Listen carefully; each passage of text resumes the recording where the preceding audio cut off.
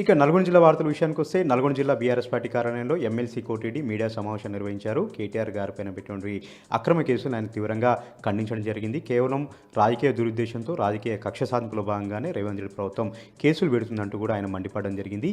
రైతు భరోసా 15,000 ఇస్తామని మోసం చేసినటువంటి కాంగ్రెస్ పార్టీ పైన ప్రతి ఒక్కరు కూడా ఆగ్రహంగా ఉన్నారు. ప్రధానంగా గ్రామంలో రైతులు ఆగ్రహంగా ఉన్నారు. ఈ విషయాన్ని పక్కదారి పట్టించేలాగా డైవర్షన్ చేసేలాగా కేటీఆర్ గారిపైన అక్రమ కేసులు పెడుతూ విషయాన్ని పక్కదారి పట్టిస్తున్నారని కూడా ఆయన ఆరోపణ చేయడం జరిగింది. ఎవరైనా కేసులు పెట్టినా ఎవరైనా వేధించినా కూడా బీఆర్ఎస్ పార్టీ తరఫున రైతుల తరఫున పోరాటం చేస్తూనే ఉంటాం. రైతులకు 15,000 రూపాయల భరోసా ఇచ్చేంత వరకు అలుపెరగకుండా పోరాటం చేస్తామని కూడా ఈ సందర్భంగా స్పష్టం చేశారు. ఇక మరొక వార్త విషయానికొస్తే సూర్యాపేట జిల్లాలో సాగునీటి కోసం రైతులు ధర్నా చేసినటువంటి ఘటన చోటు చేసుకుంది. తుంగతుర్తి నియోజకవర్గం జాజిరెడ్డిగూడెం మండలం కొమ్మాల గ్రామంలో ఎస్ఆర్ఎస్పీ కాలువలో కూర్చొని రైతులు ధర్నా నిర్వహించారు. చివరి భూములకు నీళ్ళు అందట్లేదు, కాలువలన్నీ కూడా కంప చెట్లతో ఆనవాళ్లు కోల్పోయాయి, కాలువలన్నీ కూడా ధ్వంసమైపోయాయి. ఈ నేపథ్యంలోనే తమకు నీరు అందట్లేదంటూ వాళ్ళు ఆందోళన చెందుతూ ఉన్నారు.